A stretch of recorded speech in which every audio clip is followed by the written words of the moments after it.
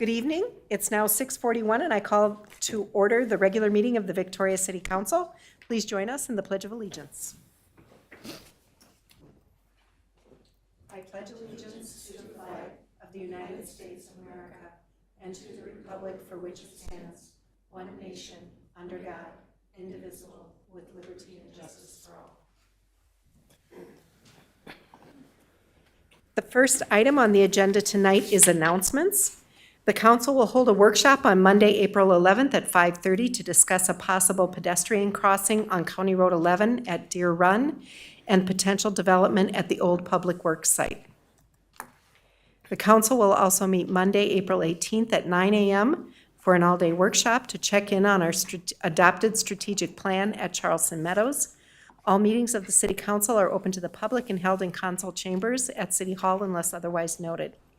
We encourage anyone who wants to attend our council meetings or workshops in person to contact our city clerk in advance. In other announcements, registration is now open for our annual Citizens Academy, which will be held Wednesday evenings in April and the first Wednesday in May. Annually, we invite residents to spend a couple hours with city staff for 5 weeks for a hands-on, behind-the-scenes look at how the city operates. Check the city's website or contact Communications and Public Engagement Manager Kendra Grawl for more information. Also, nominations for our next Community Builder Award closes on March 31st, which is this week. Each year, the Community Builder Program recognizes an individual, group, business, or organization that has, through their outstanding volunteerism or exemplary action, demonstrated an extraordinary commitment to making Victoria a better place today and for the future. Applications can be found on the city website. Our next community builder will be named during our volunteer appreciation event on Monday, June 13th. Spring is right around the corner, and the Victoria Park and Rec Department is offering a wide variety of recreation programs designed to improve the quality of life for all ages. Check your mailbox for the Park and Rec Spring and Summer 2022 program brochure, or visit the city's website for registration and additional information. And just a reminder, the Lions Fish Fry is this Friday from 4:30 to 8 at Lions Park. We also have a check presentation this evening. Ms. Hardy? Really? Oh, sorry. Good evening, Chief Mayor, Hager, members of welcome. the council. Thank you. Tonight, I am pleased to be joined by Connie Meeker with the Minnesota Valley Electric Cooperative, and she's going to make a check presentation in the amount of $1,900 for a grant application that they're funding for the fire department. So the Minnesota Valley Operation Roundup grant program awards grants to local communities. I'll let Connie describe that more in detail.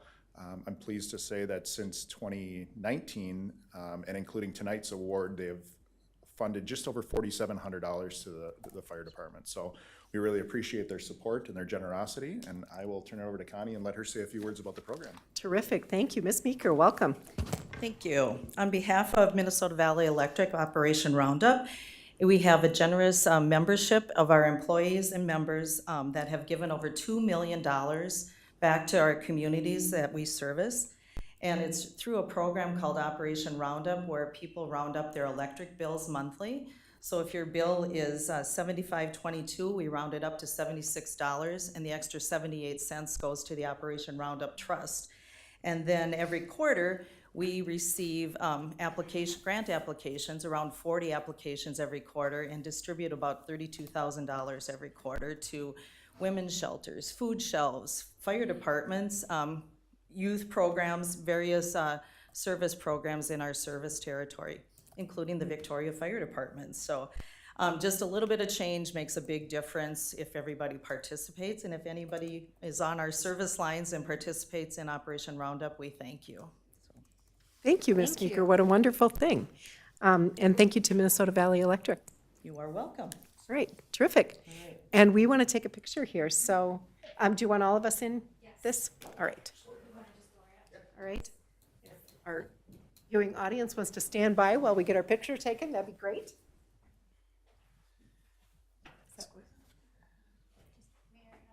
Here, should I come over this way? A little bit more. There we go. Can you still see Derek? Yes. Thank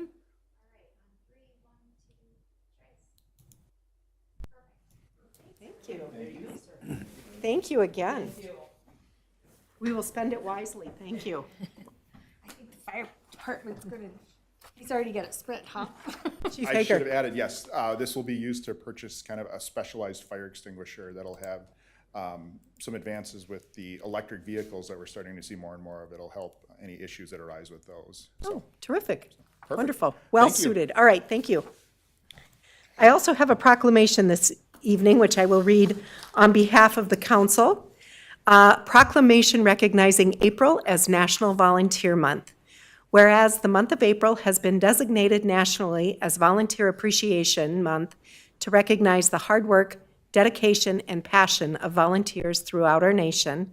And whereas the City of Victoria is grateful for the volunteers who dedicate their time and talents to serving the community. And whereas the City of Victoria recognizes the positive impact volunteer work has had in helping to make Victoria a great community for all.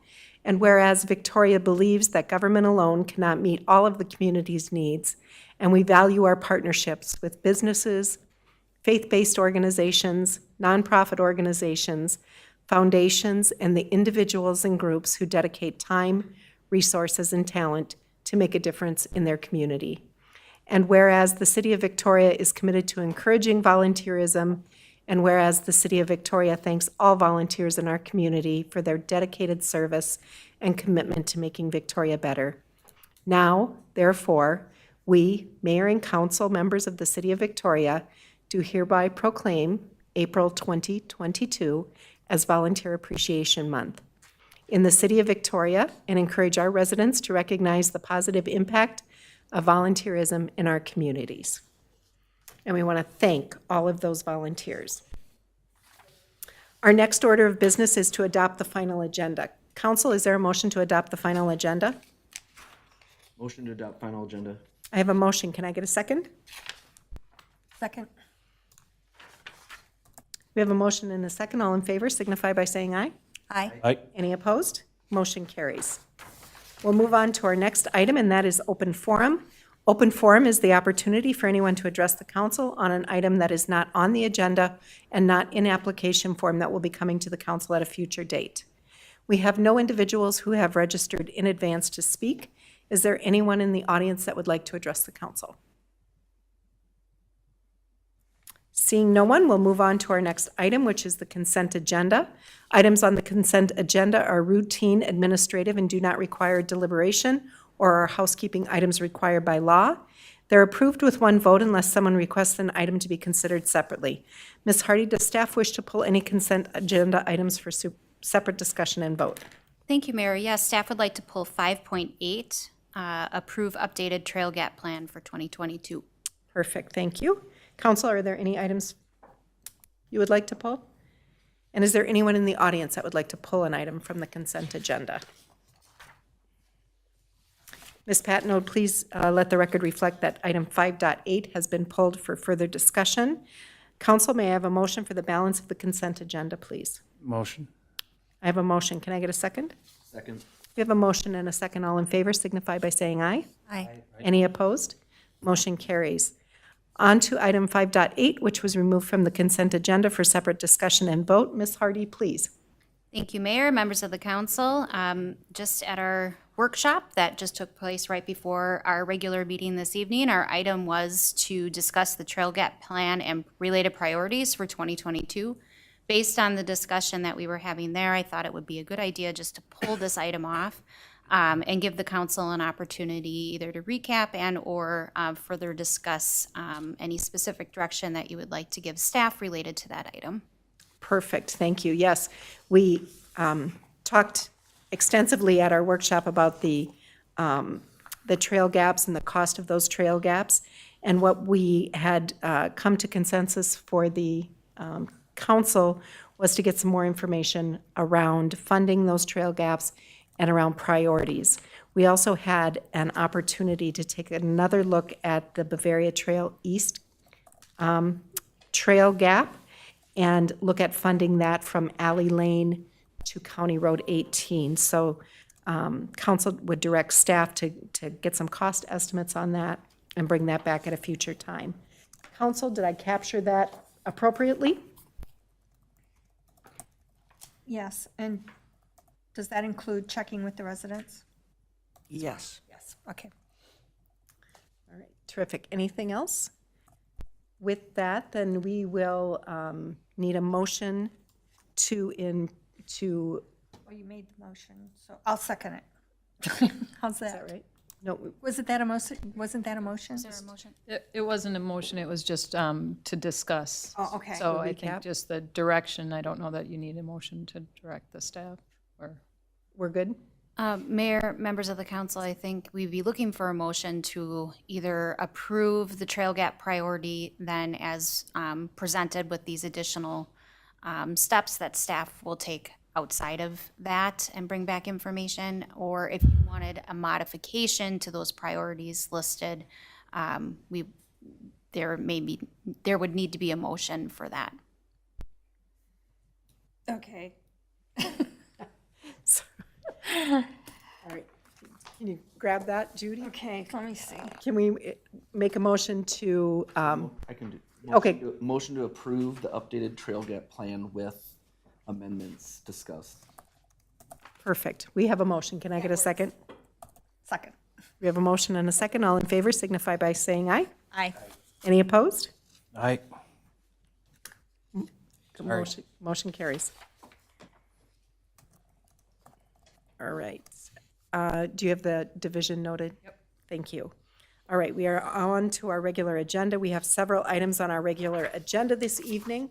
Item 6.1 is a public hearing for a temporary noise permit at 8490 Kelser Pond. Presenting this evening is our city clerk, Cindy Patnode. yes, so the Hakes, Mr. Hake had requested a noise permit for a graduation party for his daughter. And so we need a public hearing for that. The they're called, what is it? Development and Review Team. It's a staff meeting that they get together to discuss these types of things. And they felt that it would be minimal impact based on what their information was with the, I have to get my notes, the, what's it on there? With parking for this event not interfere with the hydrants, and the Public Works will put up no parking signs. They do not want any obstructions on intersection and not just obstruct the normal flow of traffic for emergency vehicles. And the public hearing, we had, they sent out notices for people that are within 350 feet of the property lines, which is the normal standard that we have to do. They did add a few more residents, but the property backs up to a pond, so that noise carries. So, so that's what the recommendation is. They wanted to play till like 11:59, almost midnight on Saturday, the 21st of May. Terrific. Thank you, Ms. Patnode.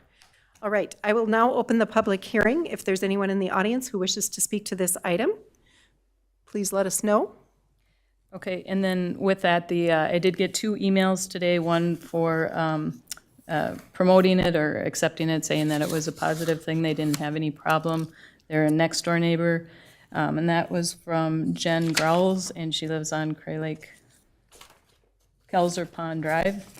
And then the other one was for Bill Lutz, also on Kelser Pond Drive, across the pond, where he is asking that the hours be limited to 10:30 p.m. versus midnight. And I believe the Hakes had decided they wanted it to go till 11 o'clock anyway, but they put the 12 in case they get an encore or whatever they do for that.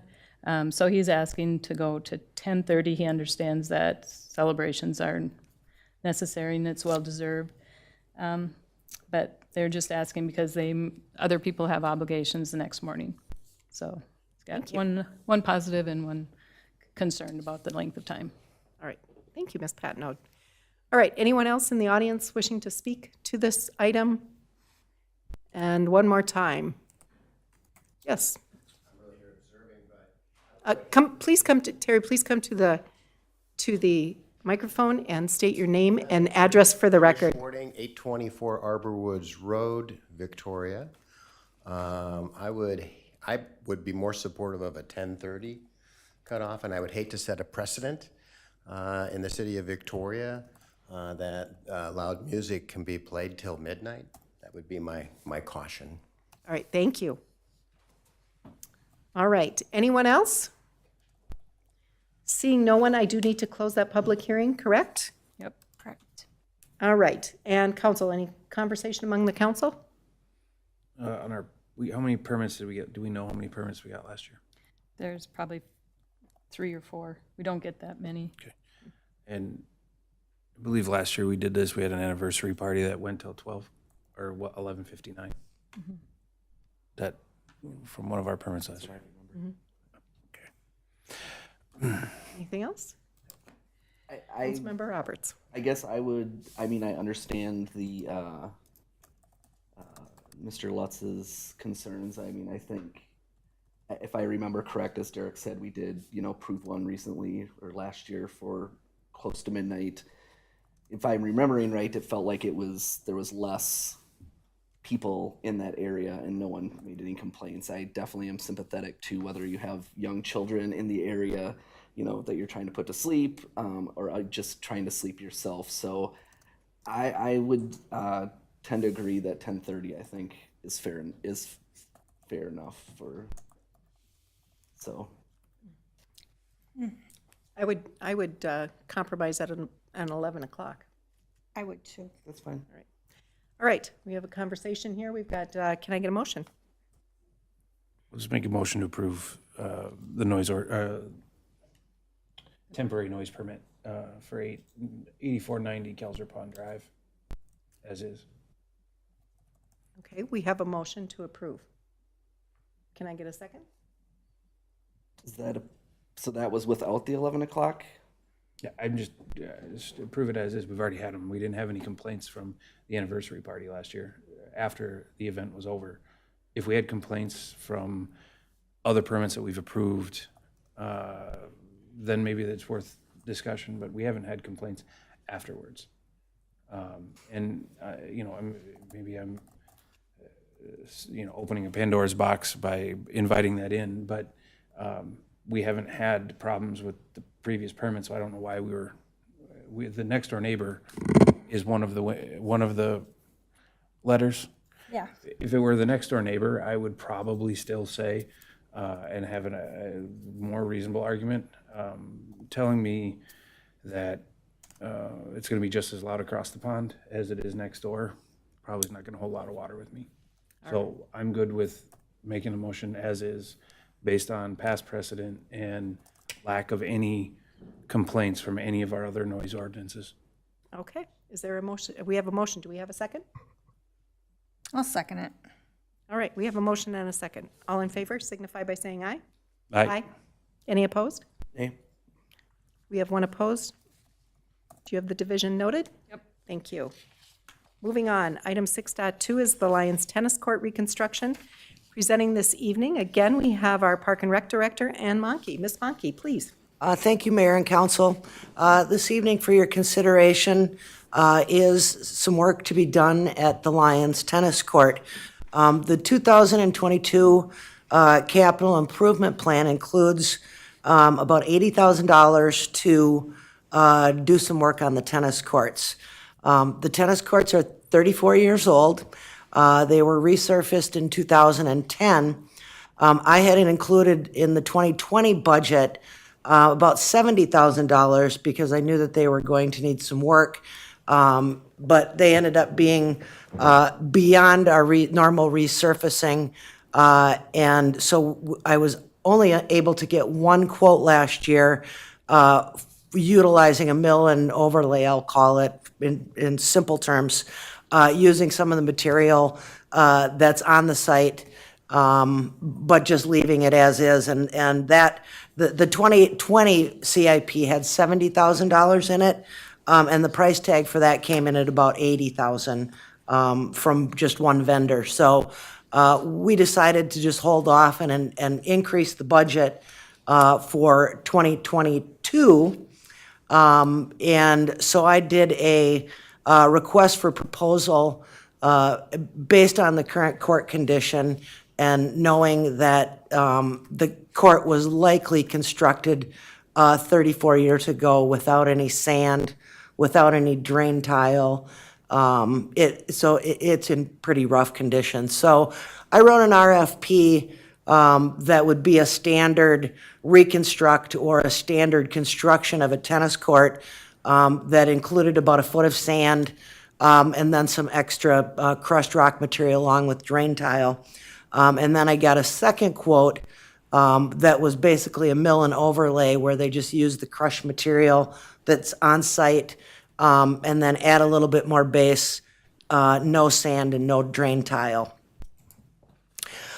Here's the Lions tennis courts from a quick aerial. You can see the cracking, and I'm going to show them to you a little bit closer.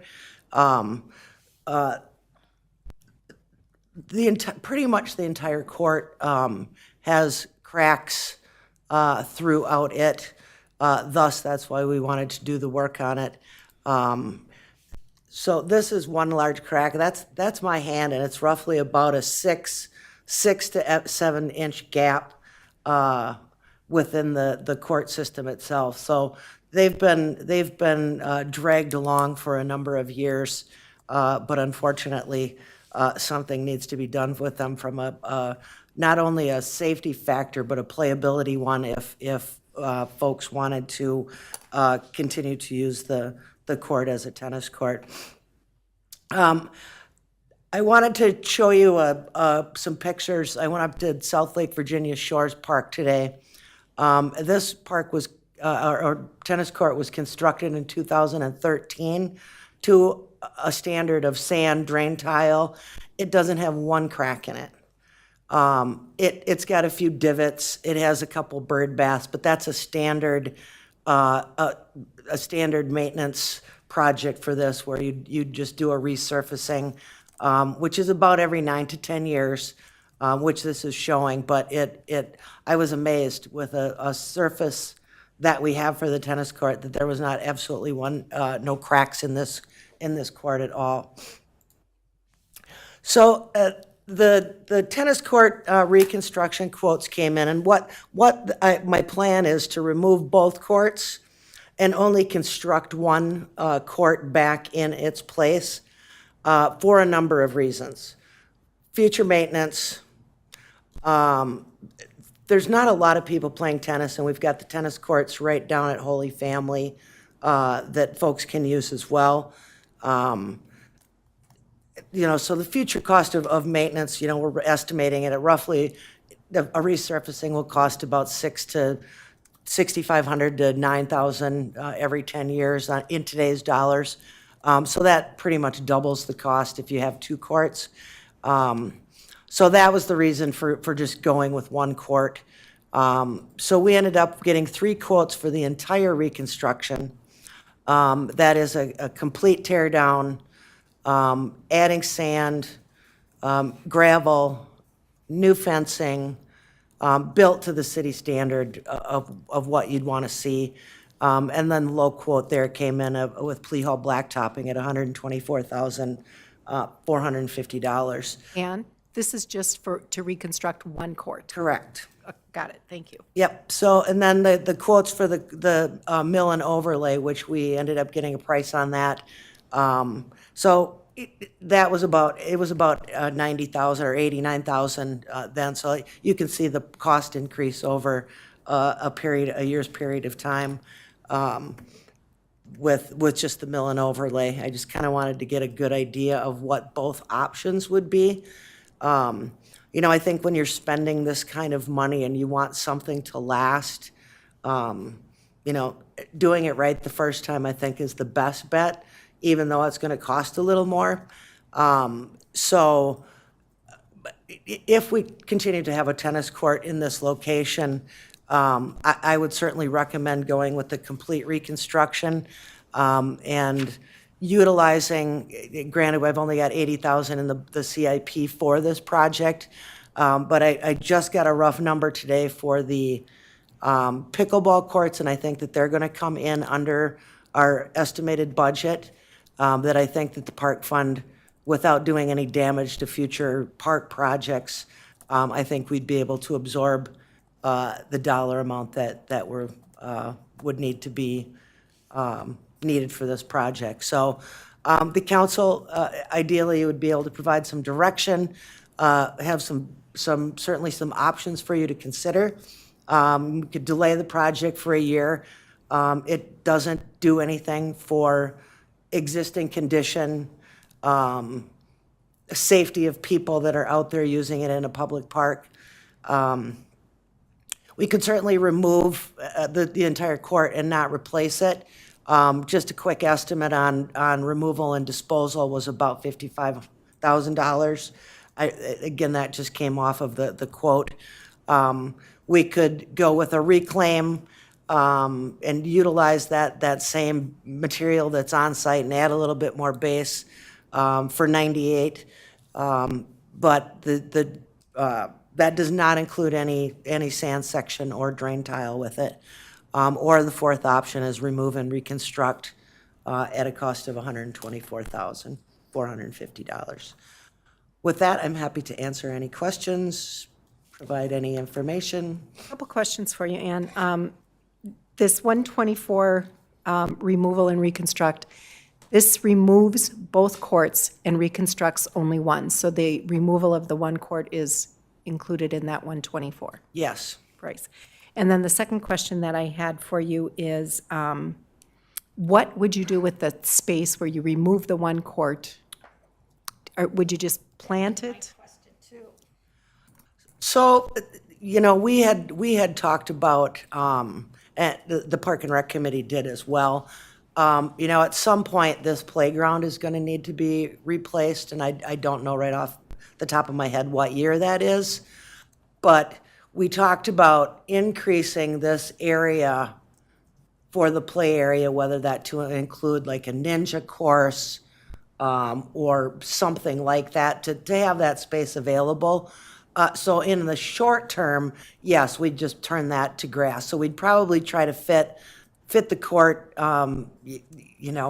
somewhere where it is today, maybe a little bit further west, because I know that there's some water, a low spot on this side of the court. The drain tile obviously would help, but we want to make sure we don't get any water in here. So, but today we'd just replant it with grass, yes. Okay. And there was fencing. Where's that fence? The fence around the court, There is a fence around this court? yes. Okay. Yep. So would you move the fence? We would take the entire fence down and replace it with just the one court being fenced in.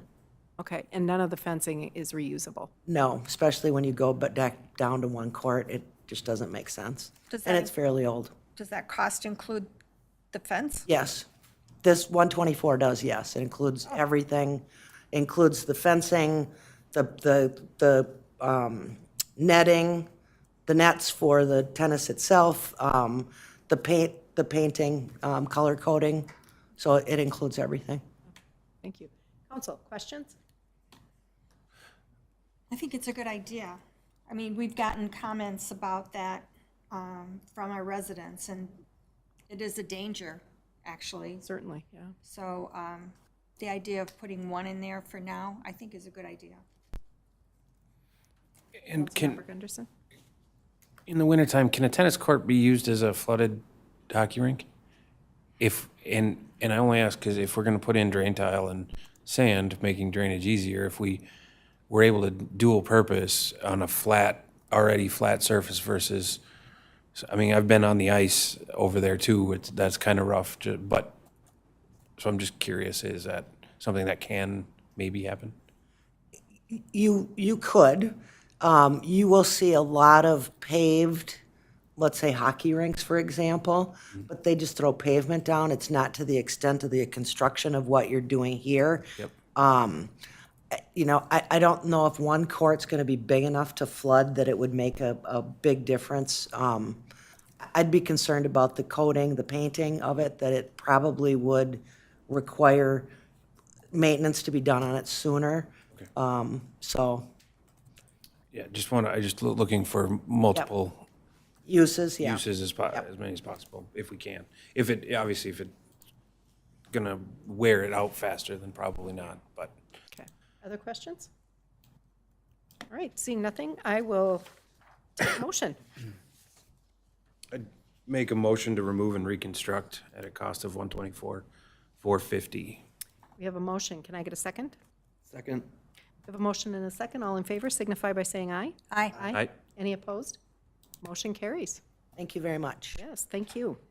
Next item, item 6.3 is support for Carver County's 2022 regional solicitation for transportation funding. Presenting this evening is our city engineer, Kara Guerin. Ms. Guerin, welcome. Good evening, Mayor, members of the City Council. This agenda item is related to regional solicitation applications that the county is planning to submit in April. They're due early in April. So they have requested letters of support from the City of Victoria, and so you'll find in your packet several different letters, but we wanted to just take a few minutes to highlight a few things for the council and for members of the public. So this is their map that they're using for tracking the regional solicitation applications. I do want to note that this segment of Highway 5 between Minnewaska Parkway and through the intersection of Rolling Acres Road was what the county submitted on for regional solicitation 2 years ago, and that was funded, and so that project is planned for 2025. So now this next round of applications took a look at the Arboretum Area Transportation Plan and other projects throughout the county, and based on the work that was done with the Arboretum Area Transportation Plan, the county determined which applications to submit this year. And they're doing a number of applications this time around, you know, particularly with additional funding in the whole system with all the new money that's being directed towards infrastructure. They were aware of that as well. So this first project is in Chanhassen. That would be from Minnewaska Parkway over to Highway 41. So that's the section of Highway 5 that's very narrow, has water on either side of it. So the Arboretum Area Transportation Plan contemplates a land bridge. So that is a big project. Then they also submitted for Highway 5 from the Park Cochia intersection through the intersection of Steiger Lake Lane and 78th Street. So that next segment, this little green plus sign here represents the city's application. So you'll be seeing at a future council meeting, the city is applying for a pedestrian overpass application at this intersection. So you'll see that at the next council meeting. But that would be a city application. Then they also included intersection improvements at 5 and 11 by Dairy Queen. So a proposed roundabout at that intersection, which is also consistent with what was in the Arboretum Area Transportation Plan. This one does include improvements on County Road 11 up to where the 13.5 acres road will eventually come out. That segment of County Road 11 does need some upgrades to it. It should be urbanized. Curb and gutter added to it. We'll need to do some utility upgrades in that intersection, in that area too, if that road's under construction. And then also, not in the city of Victoria, but they are including an application for intersection improvements at 11 and 10, and then also an application for upgrades to 10 from Creek Road to the railroad tracks. So included in your packet are letters of support for project number 1, project number 3, project number 5, and project number 4. That's consistent with, those projects are all consistent with approvals the city has previously given through the Arboretum Area Transportation Plan or corridor studies. I do want to note that this is just for regional solicitation applications. There's also Highway Safety Improvement Program funding deadlines around the corner, so different projects different projects and/or the same projects in some case will also be applied for funding through that program as well. The county looks to be pretty strategic in determining what categories to apply and which projects to apply. So I did want to note that the intersection of Highway 11 and Marsh Lake Road and Pioneer Trail will be included in that HSIP funding application. So that's why you're not seeing that one here, but they do think that it will score well in that program. So I'm expecting they'll be asking for some additional letters of support when those funding applications are ready. Terrific, thank you. And we certainly appreciate Carver County taking the lead on getting these funding sources identified and applications made for that. Council, questions, comments? Councilmember Black. I just had a question about at 10 and 11. Exactly what is that? So the corridor study that the council, you didn't technically did a joint- approve the County Road 10 corridor study. You approved the corridor study for County Road 11. So the intersection improvements involve adding turn lanes and putting in a permanent signal at that intersection. Right now, that what's just out there is, it's like temporary hanging over the That's not road. permanent? Okay. And then that includes pedestrian crossing improvements. For the work that they're submitting for on Highway 10, that involves the section for County Road 10 that the city wasn't in agreement with for what they were proposing through that corridor. That was 2 years ago now. That's Right. hard for me to believe it was that long ago, but what the county's vision for that corridor is high mobility. So the corridor study for Highway 10 shows limited access on County Road 10, which the city was not in agreement with, particularly as it relates to this triangle of improvement. So that's not currently in the city limits. So if a project gets funded and moves forward, the city is going to have to make some decisions about how we're going to engage with the county on that corridor. Thank you. Councilmember Black, anything else? So we're not sending a letter of on that one. Not for number 2, but we did for number 4, for specifically just the intersection improvements. And the council previously had agreed to submit a letter just for the intersection improvements. All right. All right, thank you. Any other comments? Council? Seeing nothing, I will take a motion. Motion for approval for the mayor to sign the letters of support for the Carver County 2022 regional solicitation applications. Terrific. We have a motion. Can I get a second? Second. A motion and a second. All in favor signify by saying aye. Aye. Any opposed? Motion carries. Next item on the agenda, item 6.4, Steiger Lake Lane West, Phase 1 construction and request to authorize additional services. Presenting again this evening is our city engineer, Kara Gehring. Thanks, Mayor, members of the City Council. Back in October of 2021, the City Council authorized Kimley Horn to provide design services for reconstructing Steiger Lake Lane from the bridge out to a stopping point that was to be determined based on the progress of the Kraus-Anderson project for the 13.5 acres. So that design's underway.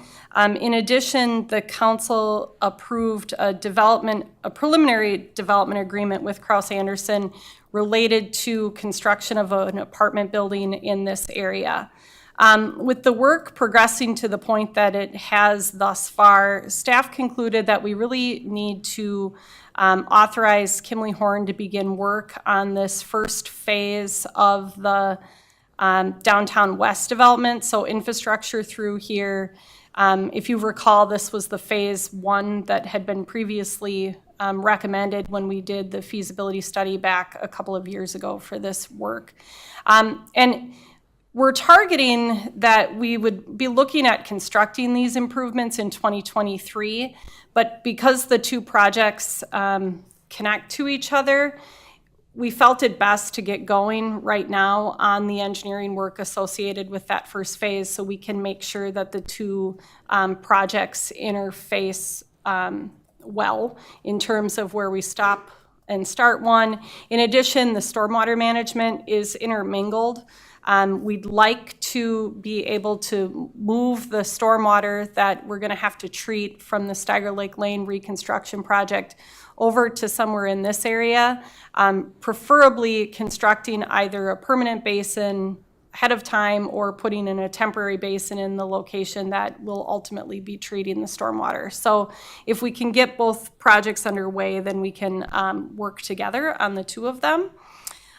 So stormwater management's a big piece of that. Coming up with a preliminary design at a greater level of detail than this concept work that was previously done.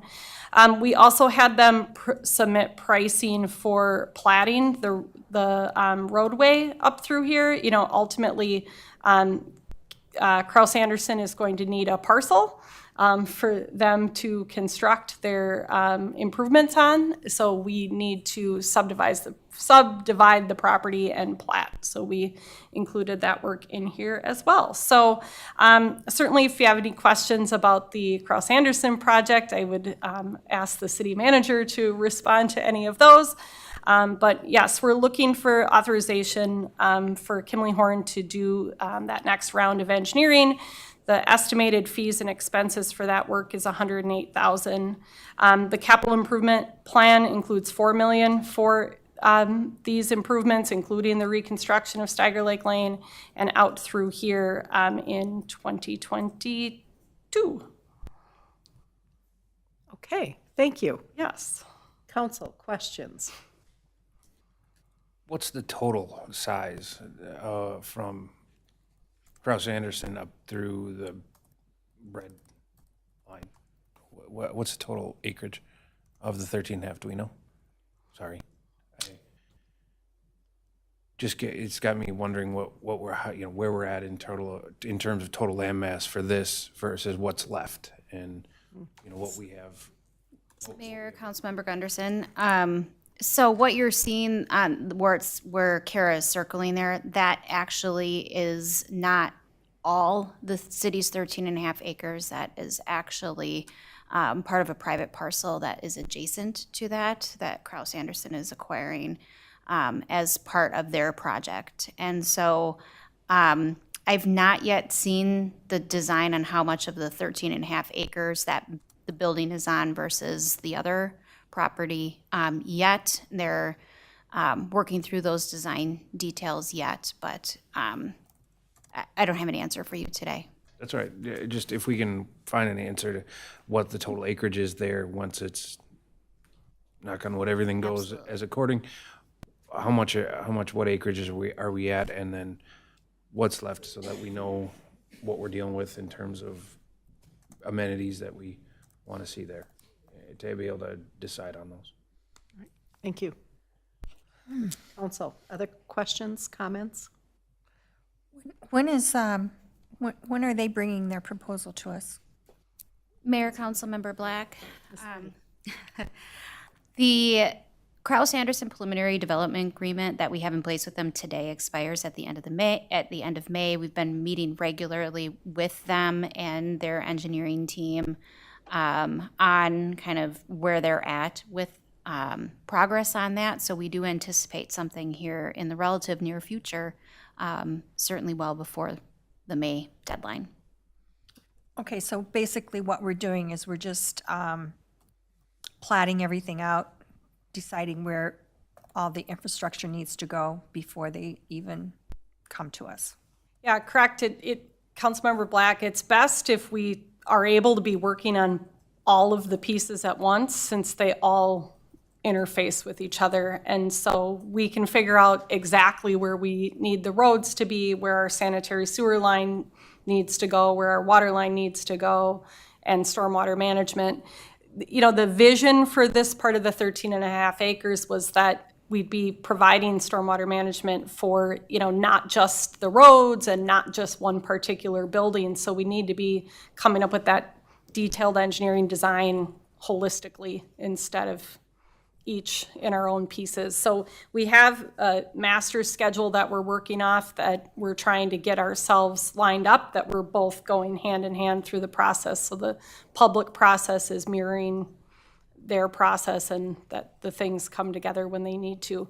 They'd like to start construction in fall of 2022 on the building. So they've got work to do, but they're moving it along. Okay. Thank you. Councilmember Black, anything else? No, I'm good. All right, any other comments? Just to Councilmember Gunderson. dumb it down for me, this just keeps the momentum going for the 13.5 acres. That's correct. Saying if we get it, let's say we get a road to the edge of the red that you've got on the presentation, and this summer some developer comes and says, I want to build building 7, proposed building 7, we're there already, right? I mean, assuming everything else falls into place. Yeah, Councilmember Gunderson, that's the intent. Thank you. Anything else? Good. I will take a motion. Go for it. Motion to authorize for Kimberly Horn to provide additional services for the Steiger Lake Lane improvements. Second. We have a motion and a second. All in favor signify by saying aye. Aye. Aye. Any opposed? Motion carries. There are no more items on the regular agenda this evening, and we'll now move on to reports and emerging issues. Attorney Vos, you're up first. Mayor, Council, I don't have anything particularly important to report, but I guess it's a little outside my wheelhouse. I would report that I think you know through the League of Minnesota Cities and your legislative slate that there have been some proposals to limit city authority over particularly development-related things, but a full slate of city authorities have been proposed to be limited. You had a lot of conversation tonight about parks and trails and park dedication fees. That's one of course, the areas that have been targeted. I guess I would just report that the good news on that issue is that the initial proposals were to limit city authority over park dedication in a way that if that had passed would have required you to change your park dedication formula and limit your ability to raise funds for parks. That limitation now is not, as I understand it, in play anymore. So that's, I think, good news with respect to your relatively high needs for parks and funding of parks. Good news. Ms. Hardy, any reports from staff? Thank you, Mayor. Just to add on to what Attorney Vos was saying, this is something that staff have been pretty engaged in terms of monitoring, fairly regularly participating monthly with the League of Minnesota Cities on updates, so it's something that we're watching very closely. The other report that I have is just our current exhibit in our chambers will be coming down on Friday, and so the next time we're together, we will be having a new art exhibit. Again, this is a partnership with Zeller Studios, and we feature all local artists. I guess I would just like to encourage our residents to come on down to City Hall, check out the artwork. It's all available for purchase, and of course for your viewing pleasure. We do offer an opportunity for everybody to vote on their favorite piece of artwork for each show. The winner, that artist and that piece of art gets promoted through our various city promotions throughout the year. We currently have a tie vote, so if anybody has not yet voted and would like to vote, there's some absolutely stunning artwork in this show, and we sure would like to break that tie vote. But next time we're together, we'll have a new art show to display for everyone. Terrific. Great. Thank you. All right, council members. Councilmember Roberts, anything from you? Councilmember Black, yes, please. Yes. I just wanted to give a shout out to our businesses and different companies that are here in Victoria. We had our Southwest News Best of the Best, which 22 of our businesses made the finalists, and 5 were the winners. The Parlor got Best Mani-Pedi, Cabin Fever got Best Sporting Goods, Ruby's Roost got Best Coffee House, Winchester and Rye got Best French Fries, and Holy Family got Best Private High School. And I just wanted to give a shout out and say thank you for being here and making Victoria the best it can be. And congratulations to those winners and nominees. Yes. All right, Councilmember Gunderson, anything from you? Nothing from the mayor? With that, we have nothing else to come before the body this evening. So I will take a motion to adjourn. Motion to adjourn? We have a motion. Can I get a second? Second? A motion and a second. All in favor signify by saying aye. Any opposed? Motion carries. We stand adjourned.